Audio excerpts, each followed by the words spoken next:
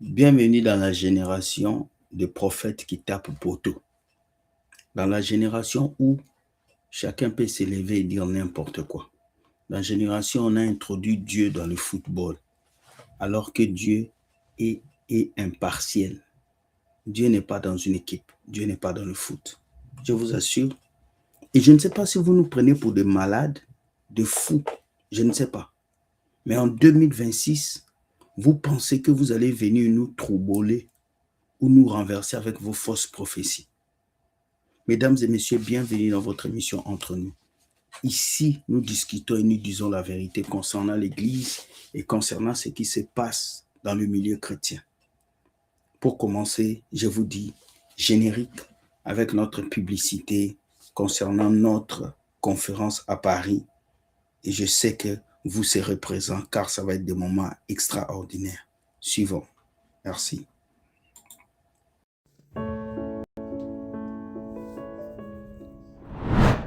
Oui, à Paris, 19 rue de Sol, 93 800, Épinay-sur-Seine. Pour la première fois, With Gospel Ministry TV se présente à Paris pour la conférence Zoe Impact 2026. Venez nombreux, car nous allons partager l'expérience en Jésus-Christ. Entrée gratuite et libre pour tout le monde. Zoe Impact 2026. Venez nombreux, car nous allons partager des expériences et le témoignage de ce que Dieu peut faire dans la vie de plusieurs. Que le masque tombe pour la gloire de Dieu. Bonne journée.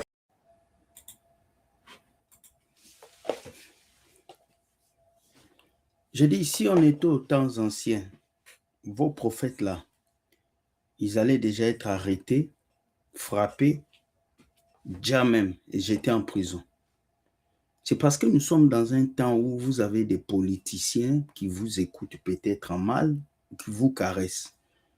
Si moi j'étais politicien, beaucoup de ces prophètes-là qui ouvrent leur bouche pour parler seraient déjà en prison. Nous allons voir un pasteur qui a eu l'audace de prophétiser une bêtise, mais qui est revenu demander pardon. C'est de l'audace. Et nous allons lui poser la question, c'est quel Dieu qui t'a parlé? C'est quel Dieu qui t'a parlé et tu viens corriger. Donc toi, pour toi, Dieu parle tantôt. Regardez cette vidéo. Regardez la première vidéo de ce prophète. Il vient prophétiser quelque chose et il vient demander pardon. Le Seigneur a promis de donner au président Félix la Coupe du Monde du football. C'est ce que les gens ne comprennent pas. En Afrique, c'est pourquoi la RDC par lui sera le premier pays africain pour avoir la Coupe du Monde. Pourquoi le Seigneur veut lui donner la Coupe du Monde? Tout est planifié par Dieu. Ça va arriver. Parmi les choses, la troisième, le Seigneur a promis de donner au président Félix la Coupe du Monde du football. C'est ce que les gens ne comprennent pas. L'acte qu'il a posé de dédicacer le pays comme premier président en Afrique, c'est pourquoi la RDC par lui sera le premier pays africain pour avoir la Coupe du Monde. Pourquoi le Seigneur veut lui donner la Coupe du Monde? Tout est planifié par Dieu, ce n'est pas du hasard. Je vous donne des raisons. C'est pour des raisons. Première chose, par la Coupe du Monde, le football, la Coupe, le Seigneur va remettre le cœur de tous les Congolais dans l'unité. Aujourd'hui, les Congolais sont partagés. Aujourd'hui, les Congolais précieuses que l'on peut posséder. Les Congolais qui arrivent à trahir leur pays, ça ne se fait pas comme ça. Or, pour qu'un gens porte le pays dans le cœur, or, les Congolais, vous savez qu'il y a des gens aujourd'hui qui veulent que le Kivu là-bas devienne un autre pays. Pourquoi vous mélangez la politique avec les choses de Dieu? Pourquoi vous voulez mélanger la victoire de la Coupe du Monde avec le pays. Je n'ai pas toujours compris cette mentalité africaine qui pense que Dieu doit être dans tout pour que les choses réussissent. C'est une bêtise. Vos institutions, vous ne les construisez pas. Les écoles, ça n'existe pas. Mais les églises, vous en avez en masse. Regardez ce que ce pasteur a dit. Dieu va donner la Coupe du Monde aux Congolais. Mais nous allons regarder une vidéo où la RDC a perdu. Vous allez voir la RDC où lui, il avait dit que Dieu va donner la Coupe du Monde à la RDC. Dieu, je ne sais pas c'est de quel Dieu lui parlait, de son cousin qui est Dieu, de son papa qui est Dieu ou de sa famille qui est Dieu. Mais on va voir comment est-ce que la RDC est éliminée et il va nous dire où est-ce qu'il a pris sa prophétie là. C'était dans sa tête ou c'était dans le monde des ténèbres. La mission a échoué. Sachez que de par votre parcours, avec vos valeurs, oui, ce soir la RDC est éliminée, la mission a échoué. Sachez que de par votre parcours, avec vos valeurs, votre combativité, vous nous avez fait rêver. Et oui, ça date pas d'hier, même avant la compétition, tombez sur plus gros que vous. C'est ça la vérité. Pendant 75 minutes, c'est vrai, on peut avoir 1-0, la RDC était qualifiée. Mais il y a ce monsieur qui est passé par là. 13 buts en 15 matchs de Coupe du Monde. Il passe devant le roi Pelé. Est-ce que vous vous rendez compte? C'est pour ça, vous avez de quoi être fier. C'est pas comme si vous étiez éliminé face à une petite durée. Je vous assure, on ne se rend pas compte de la performance de Mpassi. Si c'était un gardien brésilien ou... Bon. Maintenant qu'on a dit que la RDC est éliminée, l'Angleterre est qualifiée. Donc Dieu appartient aux Anglais. Donc Dieu a menti. Dieu n'est plus congolais. C'est ça votre problème à vous les Congolais. Vous pensez que Dieu est seulement un Dieu congolais. Vous avez des phrases que vous employez. La RDC appartient à Dieu. Notre pays appartient à Dieu. Vous avez des phrases que vous employez avec vos émotions. Dieu est un Dieu pour tout le monde. Et puis Dieu n'est pas le Dieu des Congolais seulement, Dieu le Dieu de tout le monde. C'est triste de voir ce qui se passe. Ce pasteur, après avoir fait ses bêtises de prophéties, quand il a vu que le léopard a perdu, il est revenu faire une vidéo pour s'excuser. Regardez la vidéo qu'il va faire pour s'excuser. Vraiment, vos passe-temps que vous avez là. Ah, moi, si j'étais politicien, je te dis, ces gens-là, j'allais les foutre en prison. Écoutez ce qu'il va dire. Bonjour, bonsoir, bien-aimés dans le Seigneur et tous ceux qui m'ont suivi sur les réseaux sociaux. J'avais annoncé par mon message que la RDC aura la Coupe du Monde et cela ne s'est pas réalisé.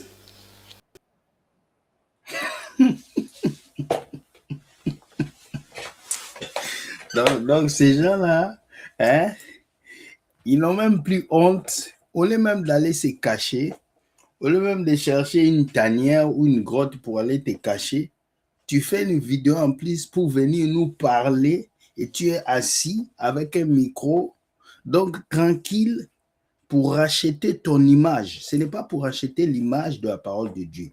C'est pour acheter ton image que tu es venu faire cette vidéo. C'est triste de voir ce qui se passe. Et ces gens comme ça, le gouvernement doit les arrêter, les amener en prison, on verse l'eau tiède sur lui et puis on le chicote au moins 50 coups de chicote. Et puis on le laisse sortir en caleçon pour qu'il rentre chez lui dans toute la ville. Quand vous allez faire ça, on n'aura plus des aventuriers qui viendront les soutenir. Parce qu'il y a un qui a soutenu ces bandits-là. Il y a un qui les a soutenus. Et je vais mettre sa vidéo. Regardez-moi un pays comme le Congo qui est rempli des églises, rempli des pasteurs parce qu'ils n'ont rien à faire. Parce que la vie sociale ne fonctionne pas. Les jours où vous allez construire ce pays, où il y aura des écoles, où les gens vont vivre comme en Occident, il n'y aura plus de pasteurs. Les gens n'iront plus à l'église.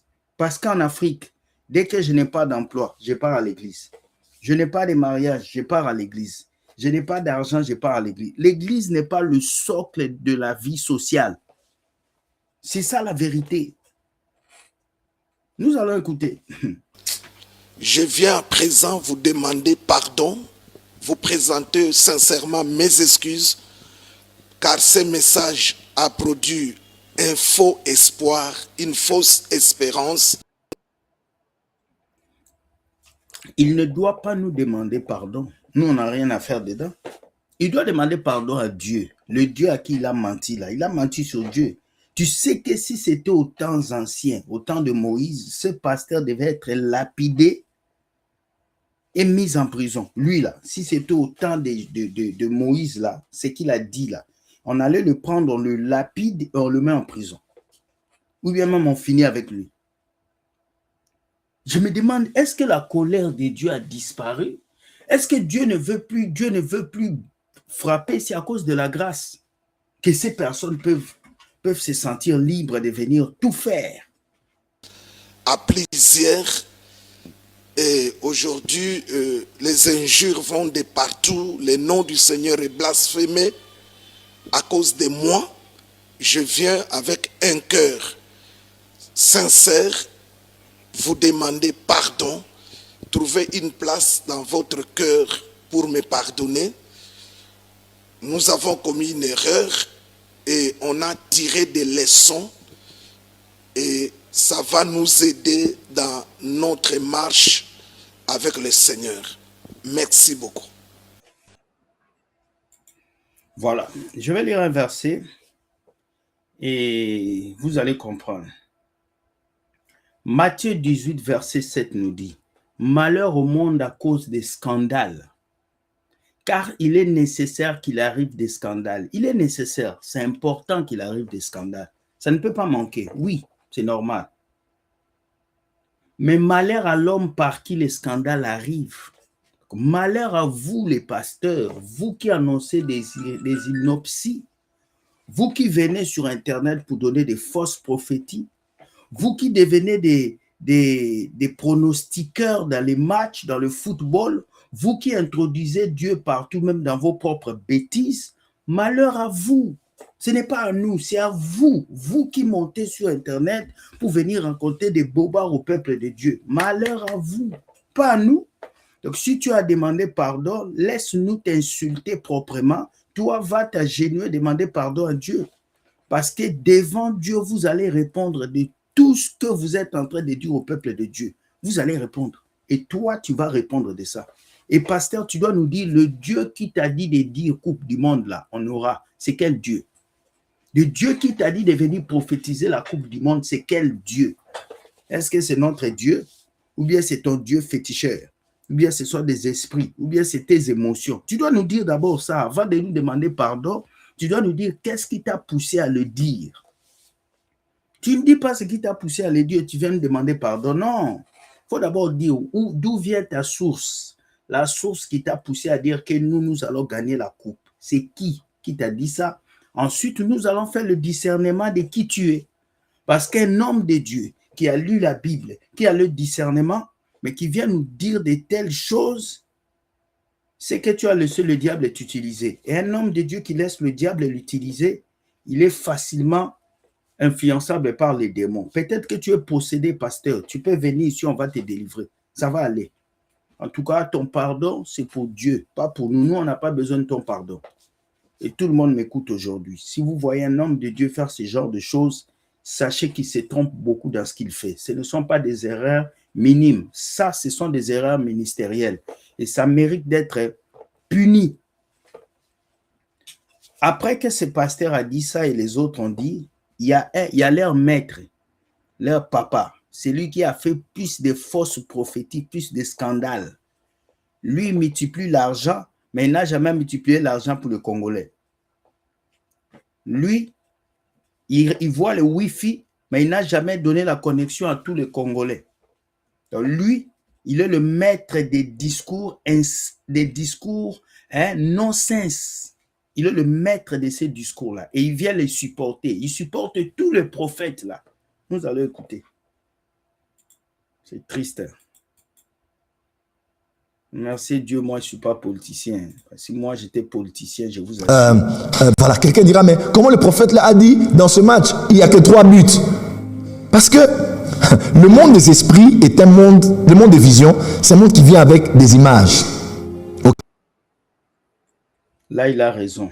Le monde des visions vient avec les images. Moi-même, je suis d'accord sur ça. Là, sur ça, je te dis, tu as raison, Tatou. Moi-même, quand je vois en esprit, quand je vois des visions, je vois des images. Là, c'est clair.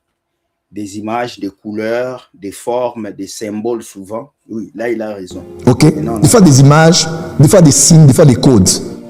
Tout ce qu'on voit n'est pas comme en noir et blanc, image claire, écran curve que tu as à la maison Samsung. Non.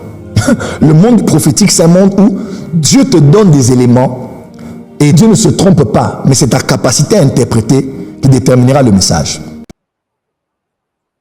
Ouais, mais moi, je pense aussi que Dieu peut te donner un message que tu dois interpréter. Dieu ne peut pas te donner un message que tu ne dois pas interpréter. Parce que Dieu ne veut pas te donner un message que tu vas mal dire aux autres. Tu comprends? Comment Dieu va te donner un message qui est plus grand que toi? Ce sont des questions à se poser. Si nous regardons dans la Bible, tous ces prophètes, Samuel, Élie, toutes ces personnes, Dieu les a donné des messages qui sont sortis clairement. C'est rare qu'ils puissent se tromper. Oui, il s'est trompé une, deux fois, mais c'est rare. Mais Dieu ne peut pas vous donner des images sur le football. Parce que le football est d'abord un sport à connotation de distraction. Dieu n'est pas dans les distractions. Et Dieu, c'est quelqu'un qui est légitime. Il est au milieu. Dieu ne peut pas venir te dire que l'Angleterre va perdre, la RDC va gagner. Non, Dieu ne supporte pas les équipes. Dieu est pour tous les êtres humains qui croient en lui. Donc, il faut savoir faire cette différence. Dans le monde spirituel, quelqu'un peut voir ou percevoir qu'il y aura 3 buts. Tu vois? Mais il voit les probabilités. Pas parce que c'est analytique, mais parce que dans le monde du prophétique, il y a des choses qui doivent être faites pour que ça puisse être à l'avantage de tel ou au désavantage des autres. C'est pour ça que les prophètes m'ont dit, mais si on prie bien, telle chose va arriver. Si on ne prie pas, telle chose va arriver. Fait-il une devinette? Non. Non, non, il ne fait pas une devinette. C'est vraiment comme ça qu'il a vu dans le monde spirituel.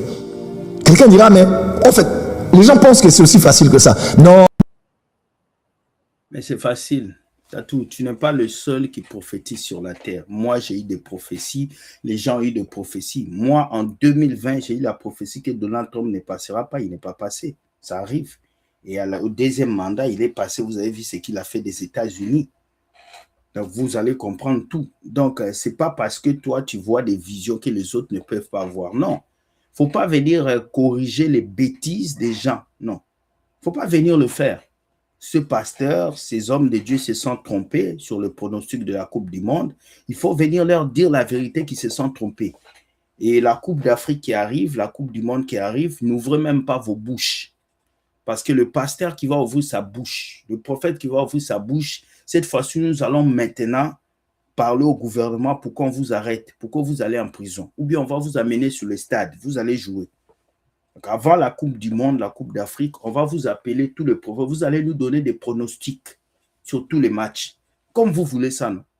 Au lieu qu'on puisse laisser les plateaux de télé aux journalistes, nous allons laisser les plateaux de télé aux prophètes et aux pasteurs. Vous allez pronostiquer les matchs. Tous les gens qui jouent au jeu d'hasard, qui font des pronostics sur le football, nous allons vous laisser avec les prophètes pour la Coupe d'Afrique de 2027 qui arrive. Oui, vous allez les écouter, vous allez aller jouer au pronostic. C'est pas normal. Oh, mais prophète, vous tâtonnez trop. Prophète, comment tu peux te tromper de nom? Tu n'as pas dit le nom exactement tel que c'était. Il y a des noms qu'on entend de loin. Est-ce que tu disais ça? Quelqu'un croit que nous on entend mon fils, elle s'appelle Pamela. Non, non. Non, non. Des fois, on entend le nom de loin.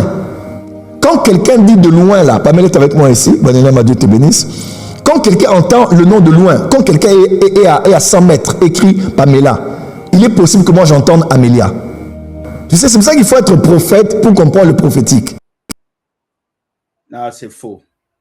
Tu n'as pas besoin d'être prophète pour comprendre le prophétique. Tu as menti. Tu as menti. Non, il ne faut pas être prophète pour comprendre le prophétique. C'est faux. Tout le monde peut comprendre le prophétique. Il suffit que tu aies le Saint-Esprit, que tu puisses être sensible à l'esprit, tu vas comprendre le prophétique. Faut pas, il y a des choses que vous ne devez pas parler.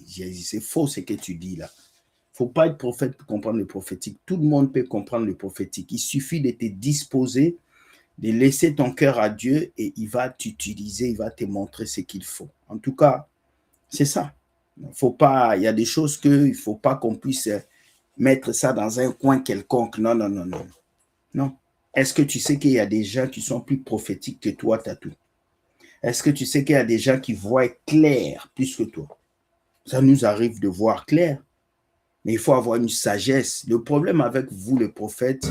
Et quand vous ne savez pas des choses, arrêtez de juger de peur de, comme on dit, de blasphémer contre le Saint-Esprit et d'attrister le Saint-Esprit. Quelqu'un me comprend? On n'attriste pas le Saint-Esprit parce qu'on analyse une fausse prophétie. Hein? La Bible nous a dit quoi? Nous allons lire parce que vous aimez quand on lit. La Bible nous dit quelque chose dans 1 Thessaloniciens 5:20. Ne méprisez pas les prophéties, mais examinez toutes choses, retenez ce qui est bon. La Bible a dit ne méprisez pas. Ça veut dire lorsque nous venons critiquer une prophétie qui est sortie, qui n'est pas bonne, nous ne méprisons pas. Nous examinons la prophétie. Comme toi, quand tu as fait la prophétie sur le Wi-Fi, nous avons examiné. Quand tu as fait la prophétie sur l'argent, oh, je multiplie l'argent, nous nous sommes posé la question. Si toi, tu as le pouvoir de multiplier l'argent, mais pourquoi tu ne peux pas rendre d'abord le Congo riche? Tu vas à Kinshasa, dans chaque famille, tu donnes $200, tu commences à multiplier. Pourquoi tu dis que tu multiplies l'argent, le pays est toujours pauvre? Tu ne peux pas appeler tes amis, vous multiplier des milliards. Hein? Donc, nous examinons tes prophéties et nous comprenons qu'il y a quelque chose. Donc, il ne faut pas empêcher aux enfants de Dieu d'examiner les prophéties. Non, on ne peut pas tout accepter. En 2026, on ne peut pas tout accepter. Un prophète ne peut pas se lever, venir nous prophétiser du B à bas et puis on va accepter. Non, désolé. En tout cas, nous qui sommes ici, nous allons toujours examiner vos prophéties. Nous allons examiner, même si les autres peuvent vous croire à la lettre, nous allons examiner parce que la Bible a dit d'examiner les prophéties. 1 Thessaloniciens 5:21. Oui. Donc nous allons vous examiner parce que beaucoup d'entre vous, vous prophétisez avec émotion, vous prophétisez avec orgueil, vous prophétisez avec compétition pour qu'on sache que c'est vous. Et vous allez voir, quelqu'un va prophétiser le score des matchs. Dès que ça réussit, on commence à l'appeler partout. Il devient prophète à cause des pronostics. Prophète pronostiqueur. J'avais vu le match là comme un en Côte d'Ivoire. Quand il a vu que la Côte d'Ivoire allait gagner la Coupe d'Afrique, dès que la Côte d'Ivoire a gagné, il commence à passer dans les chaînes télévisées. Vous savez, moi, je suis un prophète, Dieu m'a parlé, je vis des choses. Des bandits qui pensent qu'ils peuvent servir Dieu avec des occasions.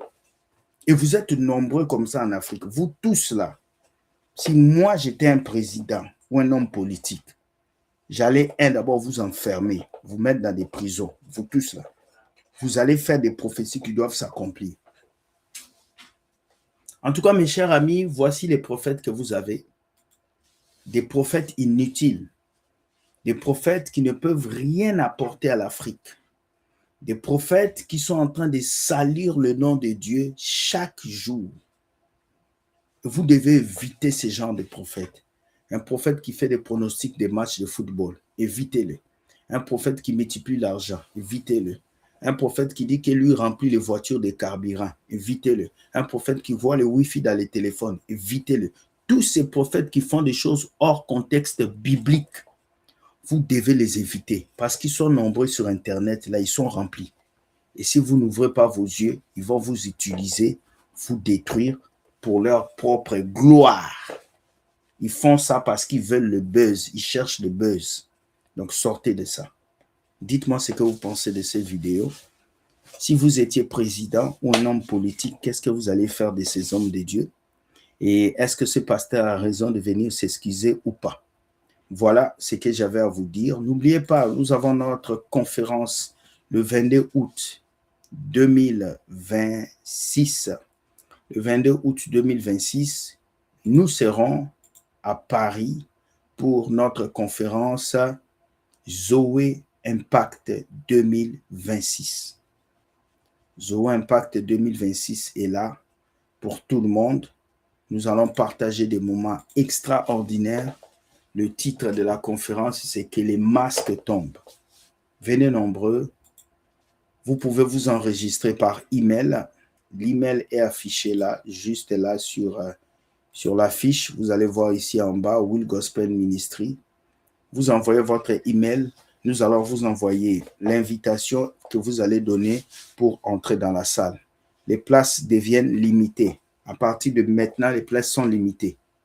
Donc, s'il n'y a pas d'invitation, nous pouvons ne pas avoir une place pour vous. Donc, envoyez vos invitations pour que vous puissiez participer. Il n'y a ni don à faire, ni offrande, rien. C'est gratuit. Tout est gratuit. Merci beaucoup, mes chers amis. Je vous aime. Je vous souhaite de passer une très bonne journée. Sachez que Dieu gagne toujours et on se laisse en disant que la gloire et la puissance de Jésus soient sur nous. Bye bye, les amis, et ciao.